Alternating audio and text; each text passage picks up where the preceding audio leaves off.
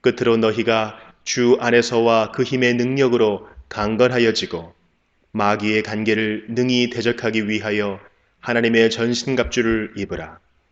우리의 씨름은 혈과 육을 상대하는 것이 아니요 통치자들과 권세들과 이 어둠의 세상 주관자들과 하늘에 있는 악의 영들을 상대함이라. 그러므로 하나님의 전신갑주를 취하라. 이는 악한 날에 너희가 능히 대적하고 모든 일을 행한 후에 서기 위함이라. 그런즉 서서 진리로 너희 허리띠를 띠고 의의 호심경을 붙이고 평안의 복음이 준비한 것으로 신을 신고 모든 것 위에 믿음의 방패를 가지고 이로써 능히 악한 자의 모든 불화살을 소멸하고 구원의 투구와 성령의 검 곧 하나님의 말씀을 가지라. 모든 기도와 간구를 하되 항상 성령 안에서 기도하고 이를 위하여 깨어 구하기를 항상 힘쓰며 여러 성도를 위하여 구하라.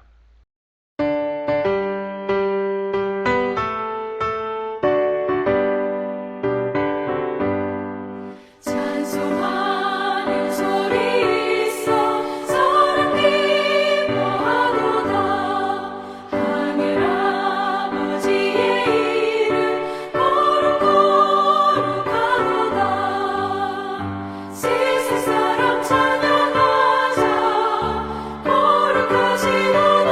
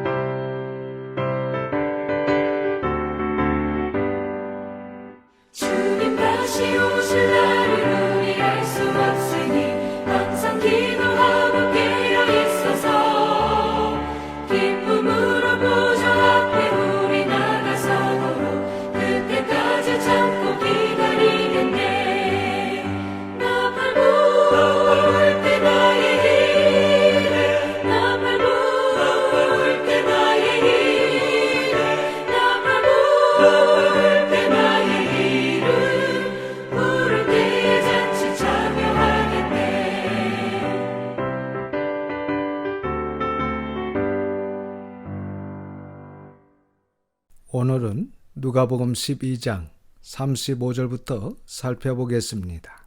12장 35절부터 48절까지가 한 단락으로 세 가지 재림에 대한 비유가 나옵니다. 우리는 앞에서 성도가 기도할 때 반드시 하나님의 나라가 이루어지도록 기도하라고 배웠습니다. 그리고 하나님의 나라를 위한 삶을 살아야 한다고 배웠습니다. 그래서 기도도 하나님의 나라, 우리의 삶도 하나님의 나라를 위한 삶을 살아야 합니다.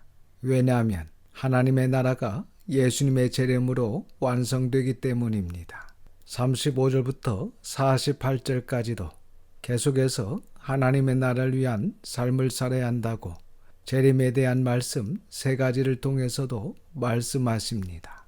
그래서 하나님의 나라를 소망하는 성도라면 기도도 삶도 반드시 하나님의 나라가 완성되는 예수님의 재림을 소망하고 준비하고 그 재림을 깨어서 맞이하는 재림신앙이어야 한다는 것입니다. 35절부터 38절까지가 재림에 대한 첫 번째 비유가 나옵니다. 35절입니다. 허리에 띠를 띠고 등불을 켜고 서 있으라. 35절에 허리에 띠를 띠고 라는 말씀은 고대 중근동 지역이나 팔레스타인 지역 사람들이 입는 옷은 길고 통이 넓기 때문에 일을 한다거나 할 때 옷을 위로 올리고 반드시 허리에 끈으로 묶어야 합니다. 그래야 일을 할 수 있습니다. 그래서 적극적으로 열심히 일을 하는 사람이라고 말할 수 있습니다. 그리고 등불을 켜고 서 있으라는 말씀은 세상이 어둡기 때문에 밝은 등불을 켜는 것입니다. 그리고 점점 어두워질 것이라는 것입니다. 그런데 많은 사람들은 어두우면 잠을 잡니다. 세상도 마찬가지입니다. 그러나 하나님의 자녀들은 세상이 어둡다고 해서 잠을 자면 안 됩니다. 하나님의 자녀들은 반드시 허리에 띠를 묶고 등불을 들고 서 있어야 한다는 것입니다. 깨어 있어야 하는데 적극적인 자세로 계속적으로 하나님의 나라를 위한 일을 하는 사람으로 허리에 띠를 띠고 등불을 켜고 서 있어야 합니다. 왜 이렇게 해야 하는지를 36절부터 38절까지 말씀하고 있습니다. 36절에서 38절입니다. 너희는 마치 그 주인이 혼인집에서 돌아와 문을 두드리면 곧 열어주려고 기다리는 사람과 같이 되라. 주인이 와서 깨어있는 것을 보면 그 종들은 복이 있으리로다. 내가 진실로 너희에게 이르노니 주인이 띠를 띠고 그 종들을 자리에 앉히고 나와 수종 들리라. 주인이 혹 2경에나 혹 3경에 이르렀어도 종들이 그같이 하고 있는 것을 보면 그 종들은 복이 있으리로다. 36절에 그 주인은 예수님이시고 그리고 기다리는 사람은 성도들, 곧 저와 여러분을 말하고 있습니다. 그러니까 성도는 재림하시는 예수님을 기다려야 한다는 것입니다. 그럼 어떻게 재림하시는 주님을 기다려야 합니까? 35절 말씀처럼 허리에 띠를 띠고 등불을 켜고 서 있어야 합니다. 열심히 하나님의 나라를 위해 아버지 하나님의 뜻을 행하면서 주님을 기다려야 합니다. 당시 유대인들은 결혼잔치를 약 7일간 했다고 합니다. 그래서 손님들은 결혼잔치로 인해 언제 집에 갈지 모릅니다. 그러므로 결혼잔치의 손님으로 참석한 주인의 종들은 언제 주인이 집으로 돌아올지 몰라 밤늦게까지 혹은 새벽까지 결혼잔치를 마치고 집으로 돌아오는 그 시간까지 허리에 띠를 띠고 등불을 켜고 집으로 오는 주인을 섬기려고 기다리는 것이 종이었습니다. 그래서 우리 성도들은 깊은 밤이나 새벽에 언제 오실지 모르지만 반드시 오시는, 반드시 재림하시는 주님을 이러한 자세와 태도로 허리에 띠를 띠고 등불을 켜고 서서 기다려야 한다는 것입니다. 주인을 맞이할 때까지 쉬지 않는 종이 되어야 한다는 것입니다. 37절에는 주인이 와서 깨어있는 종을 보면 그 종은 복이 있다고 하십니다. 계속해서 보시면 그 복은 주인이 띠를 띠고 그 종들을 자리에 앉히고 나와 수종을 든다고 말씀하십니다. 언제 오실지 모르는 주님을 기다리는 종들에게 주인이 띠를 띠고 그 종들을 자리에 앉히고 나와 수종 들어주신다는 것입니다. 마치 예수님께서 최후의 만찬을 하신 후에 제자들을 앉혀놓고 제자들의 발을 씻기셨던 것처럼 저와 여러분, 우리 성도들이 마지막까지 승리하게 된다면 그 재림의 주 예수 그리스도께서 우리를 섬겨주신다는 것입니다. 내가 섬기러 왔노라 하신 예수님께서 끝까지 승리하는 저와 여러분을 사랑으로 섬겨주실 것입니다. 이것이 예수님께서 재림하실 때 성도들이 받게 될 복입니다.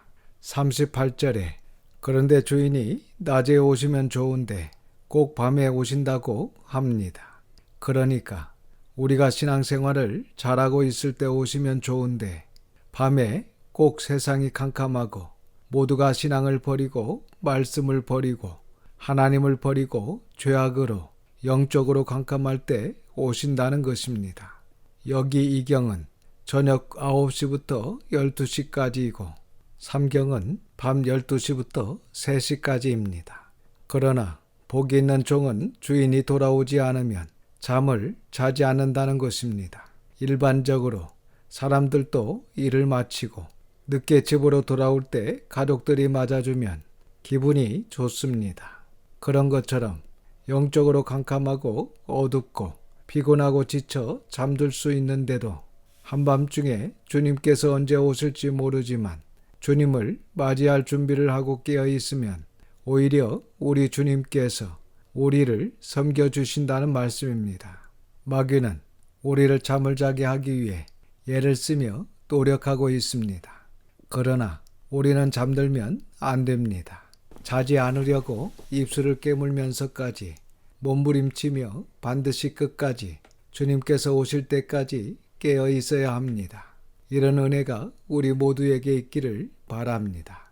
그리고 39절과 40절은 두 번째 재림에 대한 비유입니다. 39절과 40절입니다. 너희도 아는 바니 집주인이 만일 도둑이 어느 때에 이를 줄 알았더라면 그 집을 뚫지 못하게 하였으리라. 그러므로 너희도 준비하고 있으라. 생각하지 않은 때에 인자가 오리라 하시니라. 39절에 모든 사람들이 알고 있는 것처럼 도둑이 언제 집에 온다는 것을 알고 있다면 그 도둑을 잡든지 도둑을 맞지 않을 수 있습니다. 이와 같이 너희도 준비하고 있으라. 너희는 예수님께서 재림하시는데 예수님을 맞을 준비를 해야 한다고 말씀하십니다. 지금도 준비하고 내일도 준비하고 항상 준비하라고 하십니다. 왜냐하면 예수님께서 오시는데 모든 사람이 생각하고 짐작했을 때 예수님께서 오시면 좋겠는데 생각하지 않을 때, 짐작하지 않을 때 오신다는 것입니다. 그러나 준비하고 있으면 주인이 도둑을 맞지 않는 것처럼 우리 모두가 깨어 준비하고 있으면 예수님 재림 때에 맞이할 수 있다고 하십니다. 그래서 예수님을 마주 준비하는 우리 모두가 되시기를 주님의 이름으로 축원합니다. 41절입니다. 베드로가 여짜오되 주께서 이 비유를 우리에게 하심이니이까 모든 사람에게 하심이니이까. 이 비유를 들은 베드로가 예수님께 질문을 하지만 답변은 하지 않으시고 계속해서 말씀을 하십니다. 그러나 이 말씀은 예수님을 믿는 모든 사람들에게 주시는 말씀임을 분명합니다. 42절부터 48절까지가 세 번째로 하신 재림에 대한 비유입니다. 42절입니다. 주께서 이르시되 지혜 있고 진실한 청지기가 되어 주인에게 그 집 종들을 맡아 때를 따라 양식을 나누어 줄 자가 누구냐. 예수님께서 말씀하십니다. 우리가 청지기가 되어야 하는데 청지기가 있어야 할 것은 첫 번째로 지혜가 있어야 합니다. 이 지혜라는 것은 분별력, 판단력입니다. 두 번째로 진실해야 합니다. 그래서 분별력과 판단력이 있고 진실한 청지기가 되어야 합니다. 주인은 예수님이십니다. 그 집 종들은 세상 사람들입니다. 양식은 하나님의 말씀, 곧 진리입니다. 그러니까 청지기가 되어 전도할 자, 하나님의 말씀을 전할 자가 누구냐는 것입니다. 43절과 44절입니다. 주인이 이를 때에 그 종이 그렇게 하는 것을 보면 그 종은 복이 있으리로다. 내가 참으로 너희에게 이르노니 주인이 그 모든 소유를 그에게 맡기리라. 주인이신 주님께서 오실 때에 그 정직인 종이 하나님의 말씀을 전하며 전도하는 것을 보면 그 정직인은 복이 있다고 말씀하십니다. 주님께서 말씀하시는 복은 우리 주님 예수님께서 오실 때 전도하는 그 정직인 종에게 주인인 예수님의 모든 소유를 맡기시겠다는 것입니다.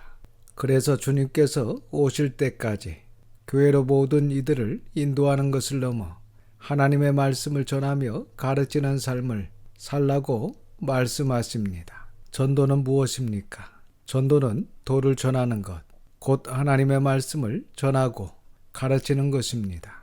이런 전도자에게 하나님의 은혜와 영광이 주어지게 됩니다.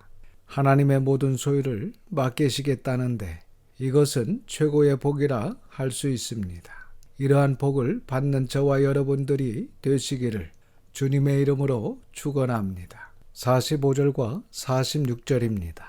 만일 그 종이 마음에 생각하기를 주인이 덜이 오리라 하여 남녀 종들을 때리며 먹고 마시고 취하게 되면 생각하지 않은 날 알지 못하는 시각에 그 종의 주인이 이르러 엄히 때리고 신실하지 아니한 자의 받는 벌에 처하리니. 그러나 그 종이 마음에 생각하기를 주인이 더디 오리라고 하며 일은 하지 않고 엉망으로 삽니다. 남녀 종들을 때리며 먹고 마시고 취하게 되면 생각하지 않는 날 알지 못하는 시간에 그 종의 주인이 이르러 매를 들어 엄히 때리신다는 것입니다. 그리고 신실하지 않은 자의 받는 벌에 처하게 된다고 말씀하고 있습니다. 여기 신실하지 아니하다는 말은 아피스토스입니다. 아라는 말은 부정절투사인데 피스토스, 신실하다라는 말에 반대되는 말입니다. 히브리어로 에무나나 헬라어로 피스토스나 같은 말입니다. 뜻은 충성스럽다, 믿음이 있다, 확고부동하다, 견고하다, 신실하다 라는 말입니다. 그러니까 이 아피스토스라는 말은 믿지 아니한 자, 신실하지 않은 자라는 말을 같이 쓸 수 있습니다. 우리가 늘 말하고 있는 믿음이라는 것은 신실하지 않으면, 충성하지 않으면 사실 믿음이 아닌 것입니다. 그래서 충성하지 않는, 신실하지 않은 자의 벌을 받게 됩니다. 그럼 이 벌은 어떤 벌입니까? 이 벌은 지옥이라는 벌입니다. 마태복음 24장도 같은 비유의 말씀인데 50절과 51절에 생각하지 않은 날 알지 못하는 시각에 그 종의 주인이 이르러 엄히 때리고 외식하는 자가 받는 벌에 처하리니 거기서 슬피 울며 이를 갈리라고 하십니다. 51절에서 말씀하시는 거기는 지옥입니다. 그러니까 결국 지옥에 가게 된다는 것입니다. 47절과 48절입니다. 주인의 뜻을 알고도 준비하지 아니하고 그 뜻대로 행하지 아니한 종은 많이 맞을 것이요 알지 못하고 맞을 일을 행한 종은 적게 맞으리라. 무릇 많이 받은 자에게는 많이 요구할 것이요 많이 맡은 자에게는 많이 달라 할 것이니라. 47절은 이 단락의 결론입니다. 주인의 뜻을 알면서 첫 번째로 준비하지 아니하고 두 번째로 주인의 뜻대로 하지 아니하는 종은 많이 맞을 것이요 라고 말씀하십니다. 우리는 하나님의 뜻을 알고 있습니다. 그러나 준비하지 아니하고 주인의 뜻대로 하지 아니하면 많이 맞게 된다는 것입니다. 그리고 48절에 알지 못하고 빠질 일을 행한 종은 적게 맞는다는 것입니다. 그래서 우리는 적게 맞으려고 하나님의 뜻을 모른다고 하면 안 됩니다. 그러나 결과는 지옥입니다. 그리고 많이 받은 자에게는 많이 요구할 것이요 많이 맡은 자에게는 많이 달라고 하신다는 것입니다. 주님께서 우리의 모든 것을 마지막으로 결선할 때 정확하게 하신다는 것입니다. 우리는 고린도전서 4장 1절과 2절의 말씀처럼 사람이 마땅히 우리를 그리스도의 일꾼이요 하나님의 비밀을 맡은 자로 여길지어다. 그리고 맡은 자들에게 구할 것은 충성인이라고 하였습니다. 그래서 사도 바울은 사도행전 20장 24절 말씀을 보면 내가 달려갈 길과 주 예수께 받은 사명 곧 하나님의 은혜에 복음을 증언하는 일을 마치려 하면은 나의 생명조차 조금도 귀한 것으로 여기지 아니하노라고 고백하고 있습니다. 그래서 우리도 주님께서 우리에게 맡기신 모든 일에 주님의 뜻을 알고 충성스럽게 신실하게 열심히 최선을 다하는 우리 모두가 되기를 주님의 이름으로 축원합니다. 49절부터 53절까지는 분쟁에 관한 말씀이 나옵니다. 49절과 50절입니다. 내가 불을 땅에 던지러 왔노니 이 불이 이미 붙었으면 내가 무엇을 원하리요?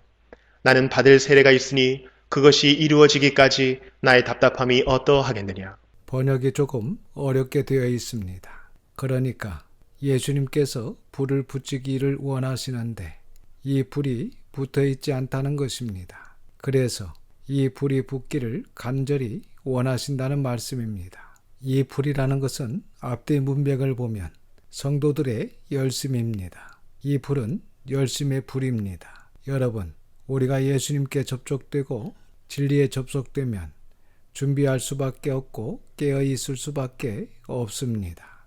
열심히 진리를 추구할 수밖에 없습니다. 이것이 정상입니다. 50절에 나는 곧 예수님께서 받을 세례는 십자가의 고난입니다. 그러니까 성도들의 열심이 십자가의 고난 이후 신약교회에서 일어나게 될 텐데 그 일이 일어나기까지 답답함이 어떠하겠느냐는 말씀입니다. 그래서 신약교회인 우리가 불을 던지러 왔노라 하고 말씀하신 그 열심의 불이 저와 여러분들 그리고 우리 교회에게 붙기를 주님의 이름으로 축원합니다. 그래서 열심히 하나님의 나라와 하나님의 뜻을 위해 충성스럽게 신실하게 최선을 다하시기를 바랍니다. 51절부터 53절입니다. 내가 세상에 화평을 주려고 온 줄로 아느냐? 내가 너희에게 이르노니 아니라 도리어 분쟁하게 하려 함이로라. 이후부터 한 집에 5사람이 있어 분쟁하되 셋이 둘과 둘이 셋과 하리니 아버지가 아들과 아들이 아버지와 어머니가 딸과 딸이 어머니와 시어머니가 며느리와 며느리가 시어머니와 분쟁하리라 하시니라. 이 말씀은 예수님께서 세상에 화평을 주려고 오신 것이 아니고 도리어 분쟁하게 하려고 오셨다는 것입니다. 우리 성도들은 모든 사람에게 화평을 이루어야 합니다. 그렇지만 우리가 반드시 기억해야 할 것은 분쟁은 어쩔 수 없다는 것입니다. 빛과 어둠이 하나가 될 수 없는 것처럼 우리가 진리를 온전히 추구한다면 그 진리를 추구하려고 하는 그 열심으로 인한 분쟁은 있을 수밖에 없다는 것입니다. 심지어 가족들 간의 분쟁도 일어나게 됩니다. 이 신앙의 길, 진리의 길이라는 것은 이러한 성격이 있다는 것입니다. 그리고 이 진리를 따라가는 우리라면 이러한 일들을 해치고 나가야 한다는 것입니다. 그리고 54절부터 59절까지는 시대의 분별과 조속한 화해를 촉구하라는 말씀입니다. 54절부터 56절입니다. 또 무리에게 이르시되 너희가 구름이 서쪽에서 이는 것을 보면 곧 말하기를 소나기가 오리라 하나니 과연 그러하고 남풍이 부는 것을 보면 말하기를 심히 더우리라 하나니 과연 그러하니라. 외식하는 자여 너희가 천지에 기상한 분간할 줄 알면서 어찌 이 시대는 분간하지 못하느냐. 첫 번째는 어찌 이 시대는 분간하지 못하느냐는 것입니다. 소나기가 오는 것, 덥겠다는 것은 구름과 바람을 통해서 잘 알면서 어찌 이 시대는 분간하지 못하느냐는 것입니다. 그럼 시대를 분별하려면 어떻게 해야 합니까? 성경을 바로 알아야 합니다. 하나님의 말씀을 바르게 정확히 알고 있어야 우리가 예수님의 재림을 준비할 수 있습니다. 잠시 말씀드리면 우리 주님께서 오시려면 먼저 중동 전쟁이 일어나야 합니다. 그리고 예루살렘 성전 자리에 세워진 오마르 이슬람 사원이 무너지고 제3성전이 세워져야 합니다. 그리고 데살로니가후서 2장의 말씀처럼 하나님을 떠나고 말씀을 버리는 배교하는 일이 있고 그 세워진 성전에 적 그리스도가 앉아서 자기를 높이고 자기를 하나님이라고 합니다. 마태복음 24장에서 말씀하신 일들이 일어날 것이고 성도들은 핍박과 고난이 있을 것입니다.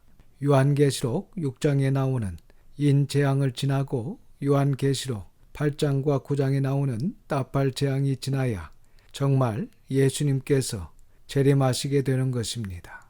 요한계시록 10장 7절에서 말씀하신 것처럼 마지막 나팔 소리와 함께 하나님의 그 비밀이 이루어집니다.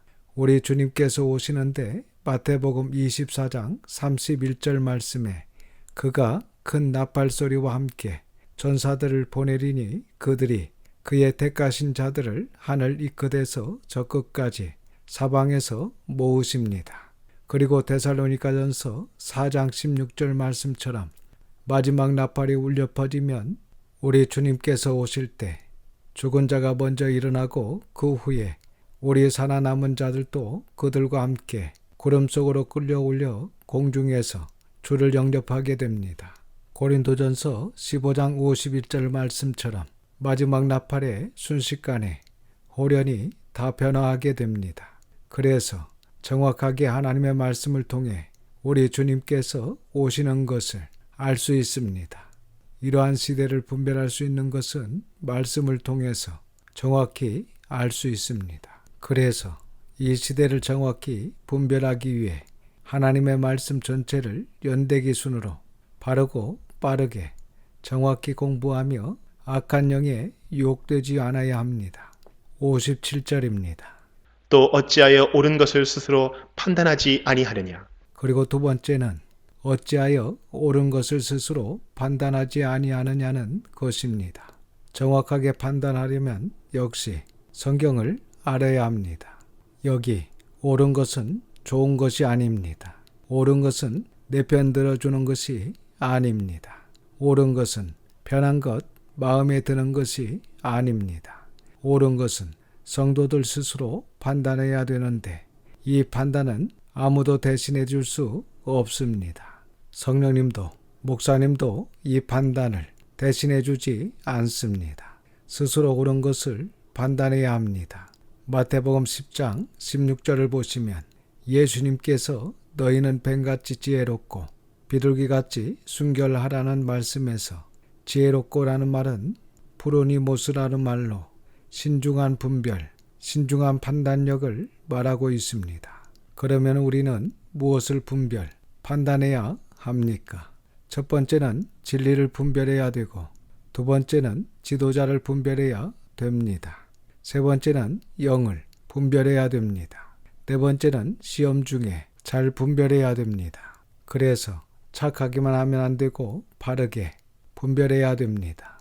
이 진리를, 지도자를, 영을 시험 중에 잘 분별해야 하는 것은 결국 누구도 대신할 수 없고 스스로 판단하고 스스로 분별하고 스스로 선택해야 된다는 것입니다. 그리고 모든 책임도 스스로 져야 하는 것입니다. 58절과 59절입니다. 네가 너를 고발하는 자와 함께 법관에게 갈 때에 길에서 화해하기를 힘쓰라. 그가 너를 재판장에게 끌어가고 재판장이 너를 옥졸에게 넘겨주어 옥졸이 옥에 가둘까 염려하라. 네게 이르노니 한 푼이라도 남김이 없이 갚지 아니하고서는 결국 거기서 나오지 못하리라 하시니라.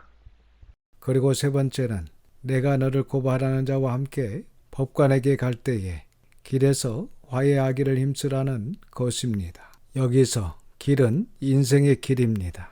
우리가 인생의 길을 걸어가는 길에서 화해할 시간도 없이 재판관에게 넘어간다면 그때는 감옥에 가는 것입니다. 그러니까 우리는 우리 인생길에서 우리를 고발하는 자와 화해하기를 힘써야 됩니다.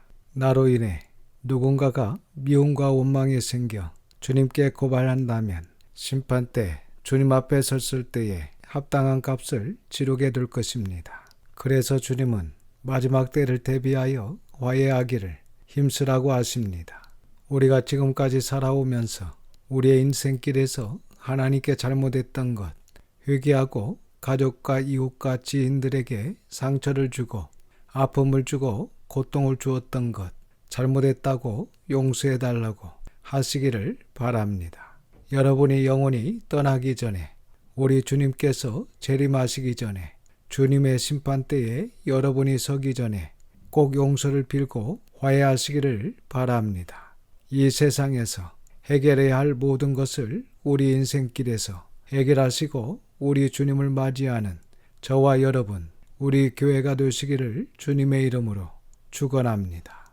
그래서 오늘 말씀처럼 예수님의 재림을 기다리는 우리는 마치 한밤중이라도 그 주인이 혼인집에서 돌아와 문을 두드리면 언제든지 열어주려고 준비하고 기다리는 사람과 같이 되며 지혜 있고 신실한 정직이가 되어 주인에게 그 집 종들을 맡아 때를 따라 양식을 나누어 줄 자가 되고 주님께서 던진 열심의 불을 가지고 이 시대를 분별하고 옳은 것을 스스로 판단하며 인생길에서 화해하기를 힘쓰는 우리 모두가 되시기를 주님의 이름으로 축원합니다.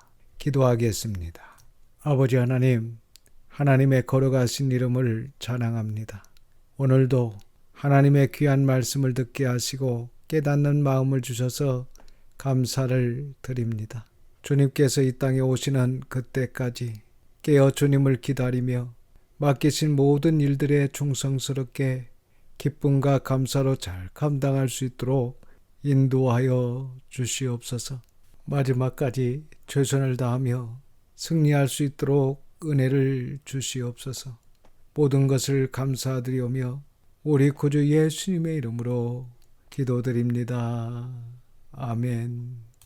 지금은 우리 구주 예수 그리스도의 은혜와 아버지 하나님의 크크신 사랑하심과 성령님의 감화감동 역사 충만하심이 우리 주님께서 재림하실 때까지 지혜롭고 슬기로운 종으로 최선을 다하며 끝까지 승리하는 모든 성도들과 자녀와 가정에 함께 하시기를 우리 구주 예수님의 이름으로 축원하옵나이다.